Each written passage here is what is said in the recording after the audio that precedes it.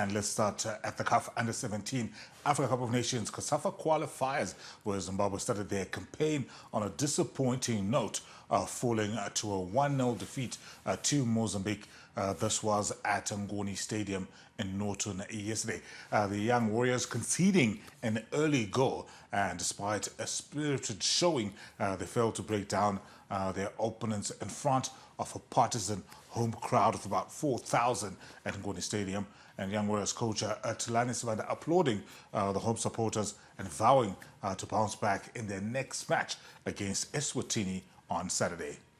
We obviously didn't start well, that's why we conceded that soft goal.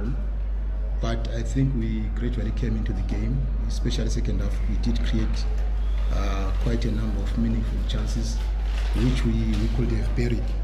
But nevertheless, I think we did play very, very well. But of course, with this age group, obviously conceding at times, the aspect of trying to manage nerves was going to come in. But I think the boys did well. We did train. We did have the time to train. Even if you watched the game, there wasn't a very big difference between us and them, with the exception of maybe that soft goal. We almost created the same number of chances. There were times when they had phases where, of course, they positionally they were on top. We were also on top, especially the better part of the second half. No, not exactly, because also they want to rectify the problems that they made in the first game.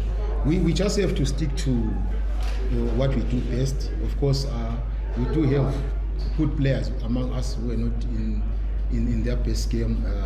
Chakuchichi was one of them, but I'm not singling out him, but we just feel that in the second game we will try and make them recover and then play our best type of football. We still believe. We thank them very much for their support, and we ask them to continue. We still believe we are not yet out. We still came on. We are still in the game. We are still in it. We are still in it. We are still going to make them proud. We still believe.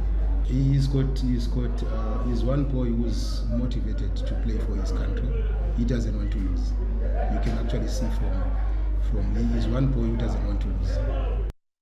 A defiant and still optimistic young Warriors coach Telani Sivanda, but the young Warriors have their work cut out, especially with only the group leaders progressing to the next knockout stage. We saw Comoros getting off to a winning start in the other match in our group. They beat Eswatini by 3-0. So young Warriors face Eswatini tomorrow. It's a must-win game, and then we will have to beat Comoros on Monday if we are to entertain any hopes of making it to the knockout stage.